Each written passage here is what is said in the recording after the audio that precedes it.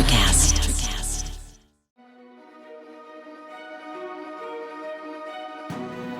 In a perfect world, a leader needs to be working on the business at least 20% of their time.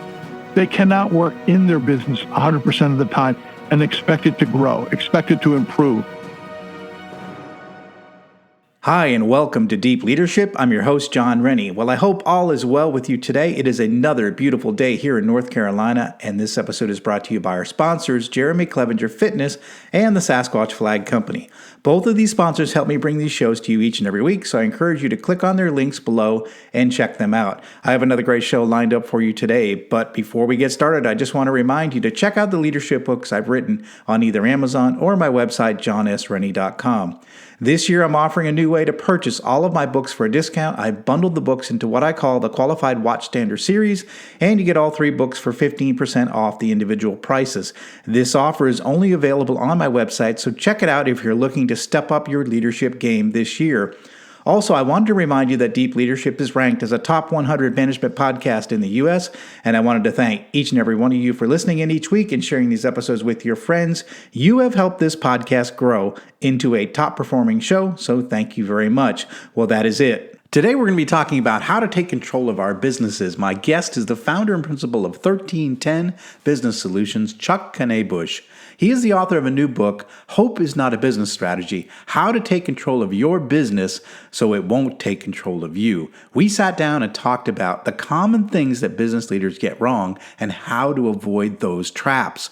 If you feel like you've lost control of your business, this is your episode. So, are you ready to dive in? Let's get started.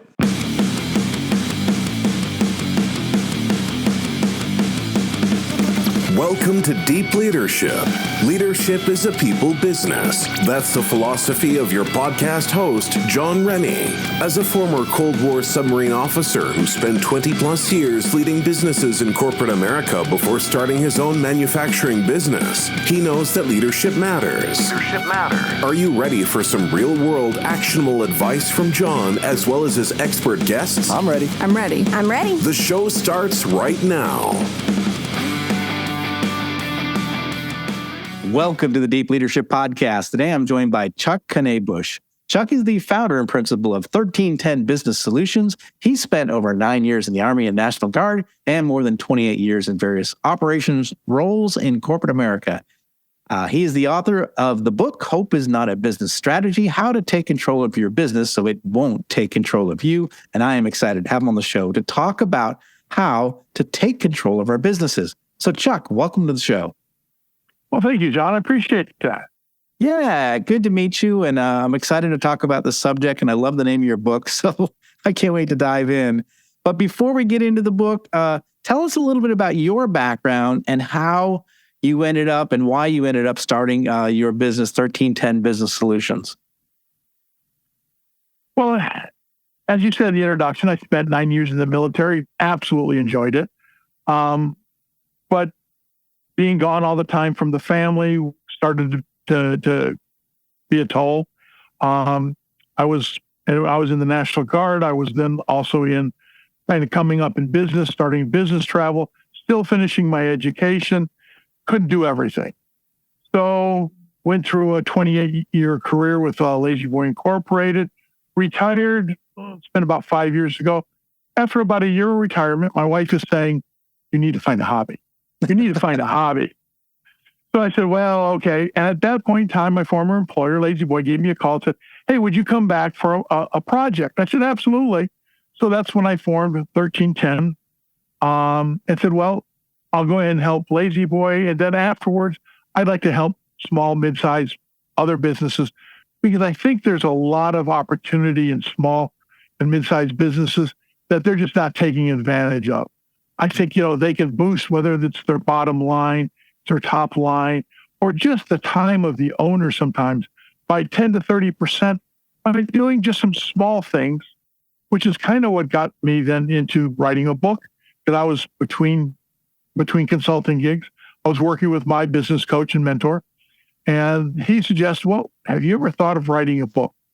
I said, well, we kind of all dream about it, or at least those of us who do a lot of reading. I said, I don't know if I really have a book in me. So we spent, 3 months just talking, having great conversations, kind of like what you do on your podcast. And as time went on, he said, you really do have a lot of knowledge that you could go ahead and apply to other companies and stuff like that. And one of the ways to get it out there might be writing a book. So I said, okay. I spent 4 months writing a book, 6 months to go ahead and publish the book. There was a lot I didn't know. And we got a chance to go ahead and publish it last fall. Really enjoyed it. Oh, that's fantastic. Yeah, I know. As an author myself, the first time I went through it, it was eye-opening. So, but it's just like anything else, when you do something you've never done before, you learn. So, when you started off with a project, you weren't an author, and now you are an author. And I love that about what we can experience in life is just try things and learn from it. And now you become something different than you were before. So it's kind of neat that you went through that process, learned that, and had that experience. So tell us about the book. It's called Hope is Not a Business Strategy. What was the inspiration behind it, and who was it written for? It was written for, it's great for entrepreneurs. It's great for solopreneurs, but it's also great for like that department manager in corporate America, maybe has just stepped up. What I did is I took life experiences that my wife and I had over the past 5 to 10 years or so in dealing with contractors. I didn't want just to go ahead and take ideas from corporate America and try and shove them down a solopreneurs or an entrepreneur's throat. Because sometimes they say, wait a second, I'm different. I don't have the staff. I don't have the budget that corporate America has. And they're right. But on the other hand, there's a lot of lessons that have been learned there, sometimes, the hard way. And why not go ahead and take those lessons learned and apply them? So I thought everyone in my audience probably has used a contractor before, whether it's a plumber, an HVAC guy, or we ended up building a house and building a pool. So we had some other types of contractors in there. And said, let's go ahead and talk about what they did right and what they did wrong, how they delighted us in some cases, and how we had some phenomenal learning curves, both on the contractor's part, as well as ours being the customer or the client. And let's talk about that in a book. And let's do it in a book where you don't necessarily have to read from cover to cover. You can go ahead and go in and find a problem and say, this is very similar to the problem I'm having, and reference it, open the book to that. It'll talk about the problem.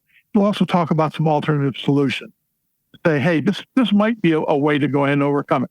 Now, that may or may not be the right solution for whoever's reading, but it may prompt them to go ahead and think, well, that doesn't work exactly, but with a little change here or a tweak there, all of a sudden, I can apply that to my business. That makes a lot of sense. Yeah. Interesting. You took the contractor because you took the experience of the customer, if you will, Yes.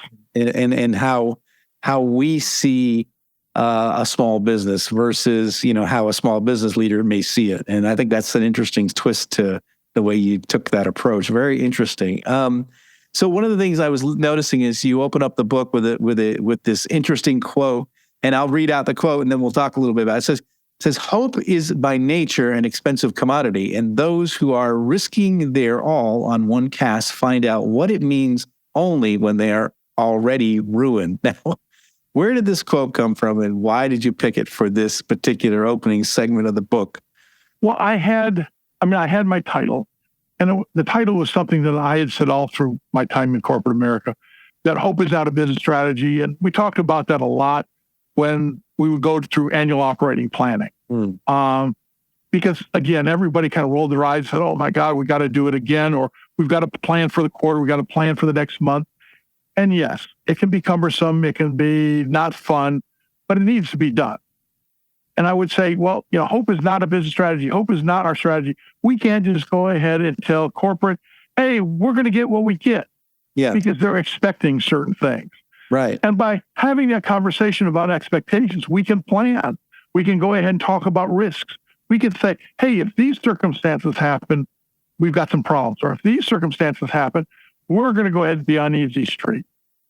So when I was looking for quotes, I came across this one, and to me, it was just the perfect quote, because it really talks about planning, or if you don't plan and you just go ahead and roll the dice, you get what you get. and you don't know whether you win or lose until those dice stop rolling. And isn't that way too late in the process to go ahead and be trying to figure out whether you're going to be a success or a failure? No, again, not the type of failure where we can't recover from. Mistakes happen all the time. But I mean, really, do you want to go ahead and bet your whole business on a chance roll of the dice? I would think not. I think it's much better to go ahead and have a plan. Yeah, interesting. It's funny because I think of that expression a lot. I started my own manufacturing business 7 years ago, and I've always believed in that. I was in corporate America for 22 years, and I always believed in that. Hope is not a business strategy. But I found myself a few times as an entrepreneur relying on hope a little bit too much, because sometimes at least as a startup business, you are hoping to land that big account. You're hoping to, there is some hope that was required. And I found myself saying, hope is not a business strategy, but I hope we get that account. But I mean, it's interesting that you chose that, because I've always believed in the same thing, but I found myself in a couple of occasions, in the last 7 years, relying on the roll of the dice a little too much, because I think there is some uncertainty when you're doing something that's never been done before. I think that's just my own personal experience for sure. No, I mean, you're absolutely right. I was over what we call a dimension plant, a plant that cut plywood for the rest of the 10 manufacturing facilities that we had. And out of a hurricane, we had one of these micro tornadoes hit the plant. Oh, wow. And shut us down. I mean, and then of course the rain comes right after the tornado. And we got 3, 4, 5, 6 inches of water inside. We had another 6 inches on top of the roof that had partially caved in. We were not going to be working in that facility for a long time. And of course, I had to go ahead and let my boss know. And the two of us, we called corporate and we said, hey, we've got this problem. And they said, Chuck, you're the one who's in charge. You're the one who's going to go ahead and have to fix this. I said, okay, we can go ahead and do that. But in order to do that, do we have a contingency plan? No. Well, immediately, about a couple hours later, all 200 employees had heard that we had had a tornado. So they all pick up the phone and they're calling, hey, do I have a job Monday morning? This was on a Saturday. And I said, wait a second. Well, give me 2 or 3 days to create a plan and we will figure something out. I know that. I don't have a plan today. I mean, it just happened. But give me 2 or 3 days to figure it out, and we will put a plan together. We'll put a team together, we'll put a plan together, and we will go ahead and go forward, and we will make sure that all 200 employees will get paychecks every week. We'll make sure that all those 10 supporting plants will have what they need to have. And that's exactly what we did. I mean, it took us 3 days. We put a plan together. We subcontracted all sorts of similar type of operations in our area. We might go ahead and lease the facility on third shift, put our people there and work third shift. I mean, we were subcontracting locations as far as 500 miles away. We'd send teams out for 2 weeks, let them come home for a weekend and then send them back out. So, I mean, there was a way to do it. So initially, yeah, hope is where we started because we didn't have a plan, but then we put it together. And immediately following that, corporate said, hey, we can't go ahead and allow things like this to happen again. We need to do contingency planning. We need to think through what the possibilities are. And they may not be right. They may not go ahead and perfectly apply to whatever situation happens. But if we've given thoughtful consideration to it, we'll have an idea of what alternatives we may have and what we can choose and what we can't choose at that point in time in the future. And to me, that's what planning is all about. It's not saying, hey, this is what we're going to do. It's not a checklist A, B, C, D, and we're going to follow it. It's, hey, we've given some thoughtful consideration to a number of alternatives. We have discarded some because we don't think the business conditions fit that. So we're going to probably go down this path of A, B, C, D.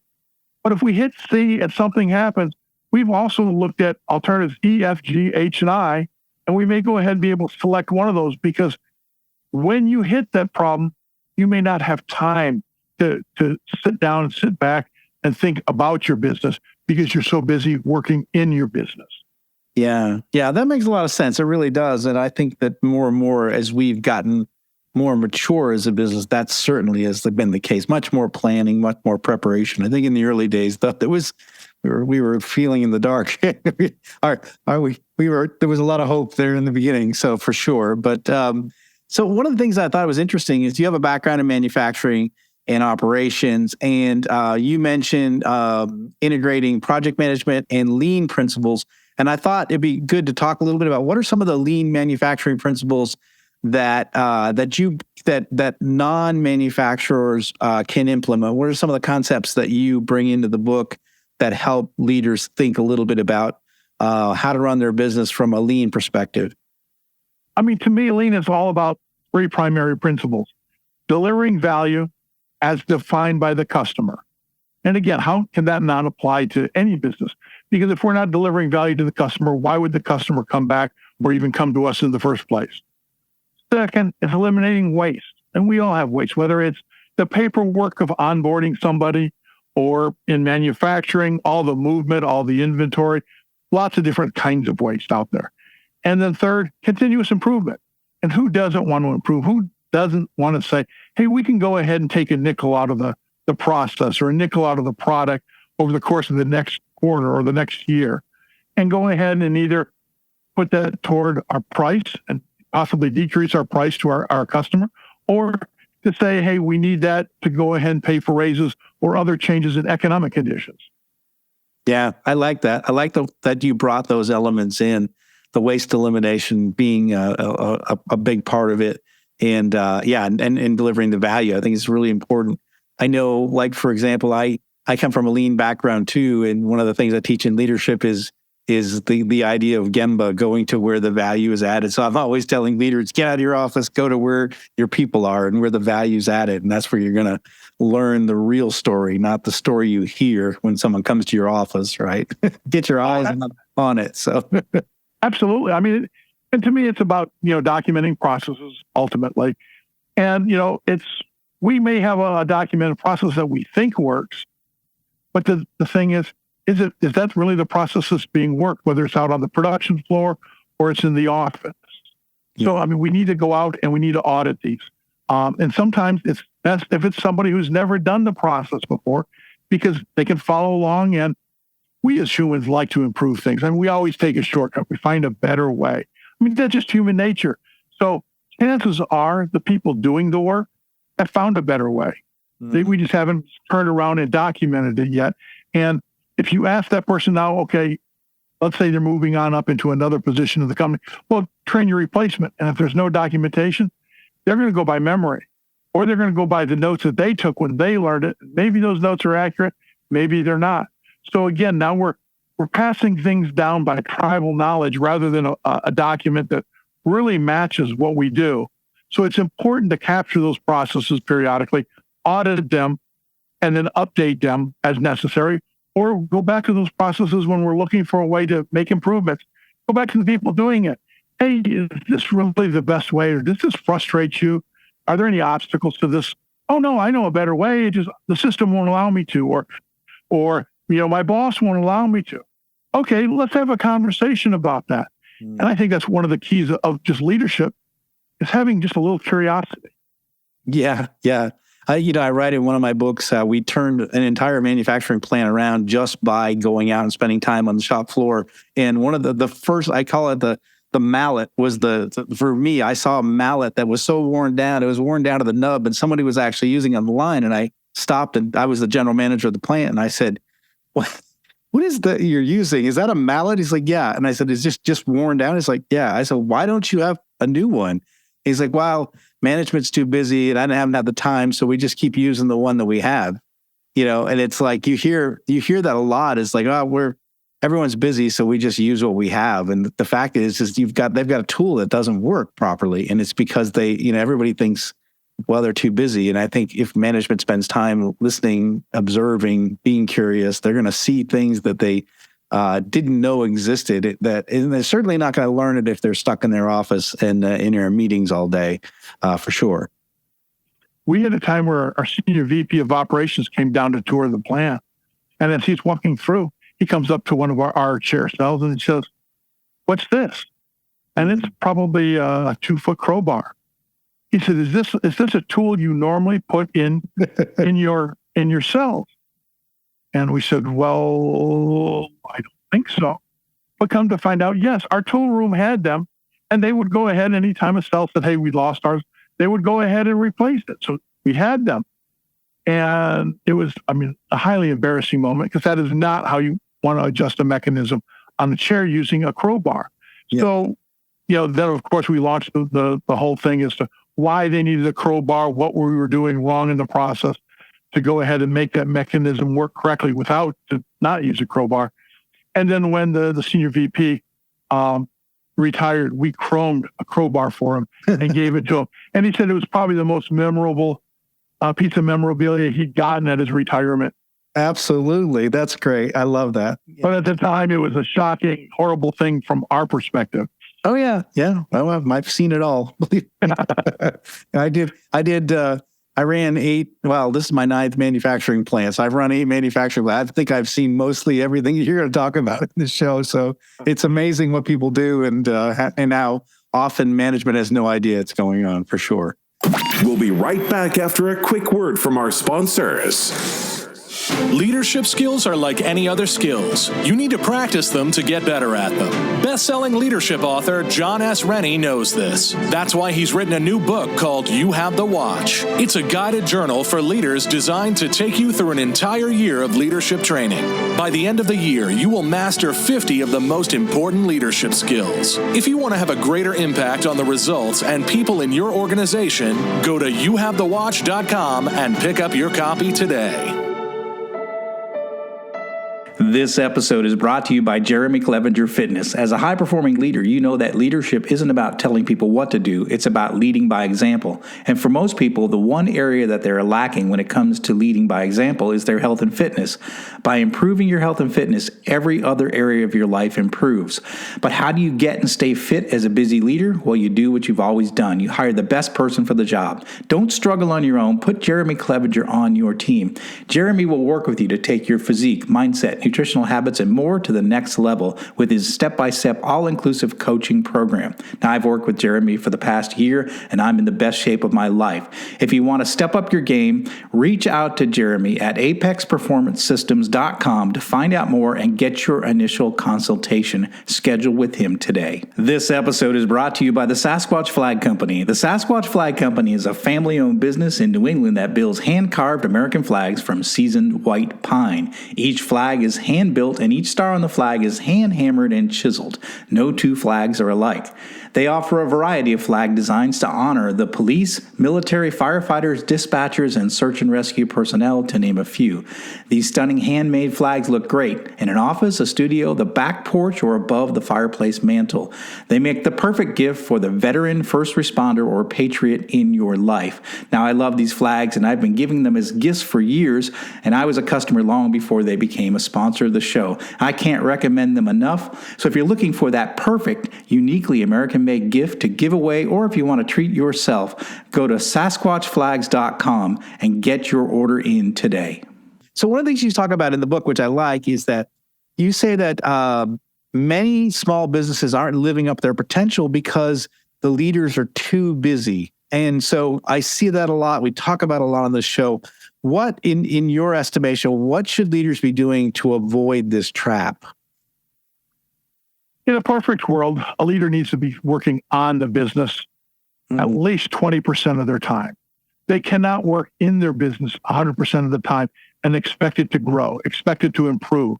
So they need to kind of step back. And one of the things that I found with my retirement is I went back to thinking about my previous job and what could I have done better?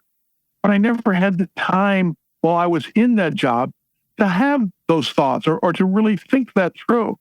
So I've learned through my experience, I think it's really important to find some time to step back and think about the business, think about how we're going to improve it. What are we doing right? What are we doing wrong? What can we do differently? I think the conversations with the employees is phenomenal, but it also takes the leader to also step back and have some thoughts too. And we don't always have the time to go ahead and do that. So how do we find that time? Do we need to be in every meeting? Do we, I know all of our inboxes are just absolutely overloaded. Can we talk to our people and say, create a little bit better subject line so we'll know whether that is something urgent we need to look at, we can put it off, or it's an FYI that we probably don't need it today, this week, this month, we can always catch up on it at some point in time in the future.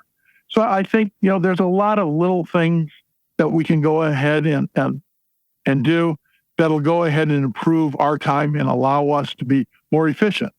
I mean, a great example is a dentist. The dentist is not the person that you're dealing with for your whole appointment. The dentist is that expert, that leader who walks in and spends those few minutes very, very focused on exactly what he or she needs to go ahead and do. But the other time you're still dealing with a professional, you're dealing with the technician, the hygienist, the person cleaning your teeth. And again, each one provides value, but you need to go ahead. You don't need the dentist to clean your teeth. You need the dentist to go ahead and check for the cavities, to go ahead and read the x-ray results, to do the filling, a lot of other things, where the hygienist is an expert because they get so proficient at doing it because they're doing it day in, day out, multiple times a day. They've got the process down. Yeah, I love that. It's one of the rules I always had as a general manager is I would say, I don't want a login for the ERP system. And they would say, why don't you want one? I said, because the NASCAR driver doesn't get out and change the tires, right? If I'm doing that, we're not going to win the race. So we have to make sure, like, I love what you said, you got to work on the business and not necessarily in the business. And I think we need to take the time, need to have the quiet times. We need to be thinking strategically. But we can't be doing that if we're distracted by our phones, our emails, the ebb and flow of the business. We have to have that alone time. We have to have that time where we can think deep thoughts about the business for sure. Absolutely. Great input and great a lesson for everybody listening to the show right now, for sure. Absolutely. So what are some of the common challenges that small business leaders have, and how can they be overcome? I know you have some of those in the book, but what are some of the challenges you've seen and ways that they can sort of, get through those? Well, I think one thing is set expectations up front. I don't care if that's with a customer, with your employees, with your team, even with your boss. You need to set expectations. And sometimes it's kind of hard. Well, hey, if I don't go ahead and if I don't articulate the expectations, they'll have them anyway and we'll just move on. Well, in one case, we were having a pool built. We sat down, we had the conversation with the contractor, said, how long does it take to build a pool? You've never built one? I don't know. He said, 6 weeks. We said, oh, sounds great. He said, well, 6 weeks after we turn dirt, but it could be 4 to 8 weeks until we go ahead and turn dirt, because this was COVID at the time. And I said, okay, not a problem. Well, and I thought that was all great. We had that conversation up front. Unfortunately, he lost his subs. He had all sorts of quality problems. So it ended up being 21 months before we were swimming in our pool. Oh. So it's not just setting the expectations, it's also managing those expectations through ongoing communication, whether that's formal and periodic, say, hey, every Friday, we're going to go ahead and send you an email, give you an update, what's going on, or ad hoc, or pick up the phone, hey, Chuck, we had a problem, we lost our subs. I mean, everyone's out there going for more money, or hey, this particular subcontractor, they all came down with COVID because they all work so close together. We're going to go ahead and lose them for 4, 6, 8 weeks. So those types of conversations, you'd be surprised how much the customer says, well, I may not be happy about it, but at least I understand the weight now. Same thing with, your boss. Hey, I can't get that report done by tomorrow at noon, but if you give me another 2 hours, and these are the reasons, if you want, I can give you kind of a preview of the report at noon and give you the full report 2 hours later, and this is the reason why. Again, you're setting expectations, you're managing expectations, you're communicating back and forth. And I think those things are absolutely critical in any business. Yeah, I really like what you say there. That's one. I have a list of expectations for my employees, and one of them is, do what you say you're going to do, and then it says, absolutely. And if you can't, let me know before you miss the deadline. Right. It's just one of those things that, like, look, I know things happen, but let me know before you miss it. Don't tell me after you miss it why you missed it.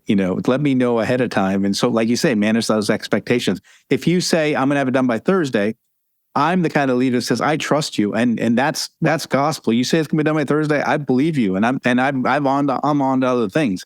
And I expect you to tell me if you're not going to deliver it on before the deadline, not on Friday, oops, I forgot, type of thing. So, yeah. Well, because sometimes our teams don't understand that other things are built on their delivery, Yes. whatever that deliverable is. Yes. And now all of a sudden, in your case, you run the manufacturing plant, but you may answer to somebody else too, whether that's a board or a CEO or something else, to say, hey, I have made commitments based on your commitment to go ahead and keep the information flowing, or, we're going to go ahead and say, we're going to buy this piece of equipment, a capital thing.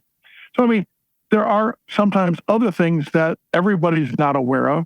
Doesn't mean that everybody has to be, but realistically, that's why it's so important to go ahead and do what you say. And if you can't, let somebody know, because again, adjustments for the most part can be done unless you're, you intend to go ahead and misrepresent yourself. But nobody gets up and says, hey, I can't wait to go to work and lie. That's not human nature. Right. Absolutely. For sure. Yeah. And exactly right. We don't want to, but yeah. And I think to your point, a lot of times we have things that we need to do. So we need to get, if you give us a date as the leader, we've got that plugged into our equation, and it gives us enough time to get to the next level. I had an employee that was always late delivering.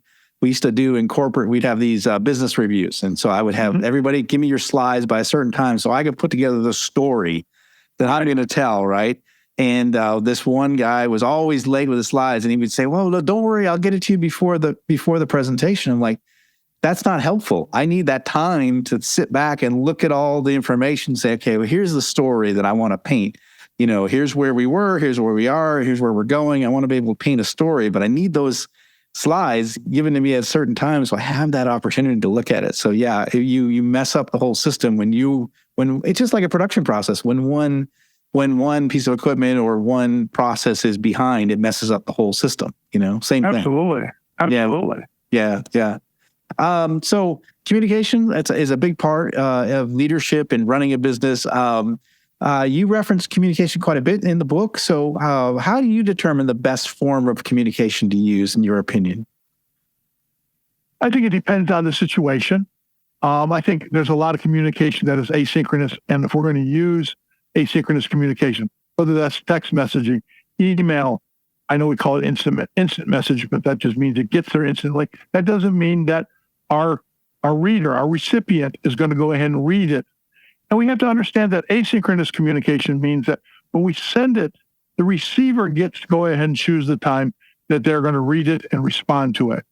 If we know it's something that needs to be synchronous, we need to have it right now. It needs to be synchronous communication. It needs to be like a phone call. It needs to be a radio communication. It needs to be something where I know I'm getting acknowledgement that the message is being received as I am sending it, or moments thereafter. So I think it's really important to understand the difference between synchronous and asynchronous communication, and choosing which method we want to go ahead and use for what it is we want to communicate. Yeah, I like that a lot. And also, when we do use asynchronous communication, just understand that message might be what we intended to deliver may not be received in the same way. So sometimes that happens, so for sure. Absolutely. So if it's critical, get face to face and be able to do it synchronously, so that there's like, okay, I get it, I understand. You can see they recognize that, oh, okay, I understand what we need to do. So, yeah. Well, I'm sure it's happened to you, John. A lot of times somebody will send you an email, and then all of a sudden your phone will ring. And you might just be happening to sit down to look at the email. You see the email, but you haven't had a chance to read it. You answer the phone and say, yes. Hey, did you see the email I just sent you? Yeah. Have you read it? Well, no. Well, can you read it right now while I'm on the phone so we can talk about it? Well, wait a second. You spent time crafting a message that you're going to call me all about. And unless it needs to be documented, do we really need to go ahead and put it in the email? Just make the phone call, or walk in my office, or, let's meet face to face. But if it was an email, then send it via the email, and I'll get to it. Maybe not immediately, but I'll get to it within a reasonable amount of time. Yeah, I love that. Well, there's always someone in the organization that would be like that. Did you get my email? I'm like, yeah, but I haven't read it. Absolutely. So, what are what are some other pieces of advice that are in the book that we haven't talked about that you can share with our listeners right now? What are some other ideas in the book? Oh, wow. Great question. I think a lot of things come down to values. I mean, the book talks about at the very beginning what I call the fundamentals: vision, values, purpose, mission, all goals, strategies, all important. But ultimately, it comes down to values. And if you haven't articulated the values of your business, are you really living up to them? Is your organization really living up to them? Because, again, how do they know what your expectations are unless you articulate it, unless you communicate it out? And I think everything comes down to values, because those should be the prism that everything that the organization does can be seen through. Hey, we value people, and the first thing we do is we lay 50% of the people off. Is there an alternative to that? I understand. I'm not saying layoffs can never happen, but it shouldn't be the first resort. It should be very close to the last resort. Especially when we say, hey, people are really important. But by people, are we talking about customers? Are we talking about employees? Are we talking about our supply chains? Talking about the communities that we live in? So again, articulate your values, and then, as you say, let's do what we say. Yeah. Say what we do. Yeah.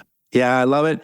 Yeah, write them down, give them out. We've got ours. I give them to all our new employees. We have it posted on the bulletin board, like what my expectations are and what our values are as a company. And it's that's what we live by. And again, we try to hold each other accountable when we don't do those things, and I give my employees permission to call me out when I'm not living up to those principles as well. So I think we do that. We're a better operating team because we are all on the same page. I think that's a big part. Values being important. I love that. I love that a lot. So this has been really good. How can listeners find out more about you, your company, and this new book? Well, first place to go is my webpage, 1310.com. Another place is on LinkedIn. We have a 1310.com LinkedIn page. I also have a personal LinkedIn page. Either one are great ways to get in touch with me. We have a lot of templates that we like to put out on the webpage. The book talks a lot about templates. Again, kind of like a checklist. And we have them out there. We offer them to anyone who wants to go ahead and use them. Okay, fantastic. We'll put links in the show notes for all those resources. Listeners, hope is not a business strategy. This is the book. This is what we've been talking about. Don't put all your efforts into your hope. Have a plan, execute that plan. And this is an excellent book that gives you a lot of practical guides from an experienced professional that's been in the trenches for 3 decades. You want to learn how to do things from people who have already done it before you. This is a book I recommend. Hope is not a business strategy. Chuck, thank you for coming on the show. Thank you for sharing this book and all the lessons that you have in the book, because I think it's really important for business leaders. I really appreciate it. Thank you, John. Appreciate that. Thank you. Well, that's it for today. Thank you for listening to Deep Leadership. If you like this podcast, please subscribe and share so we continue to build a world with better bosses. Until next time, this is John Rennie saying take care and lead well.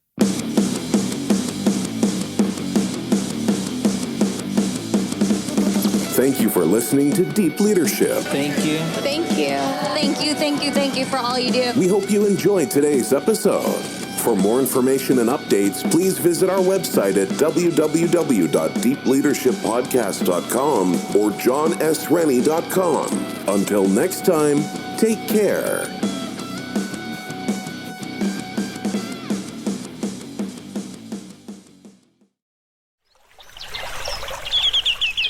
Are you passionate about saving the planet for future generations? Do you want to learn how to do it?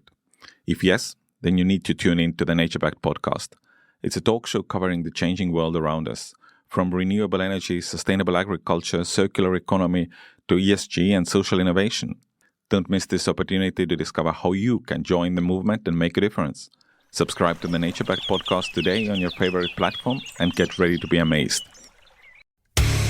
Hey there, I'm DC. I host the Rock Podcast, Back to the Arena, The Interviews. It's about a 30-minute podcast where I talk one-on-one with a band who has released new music.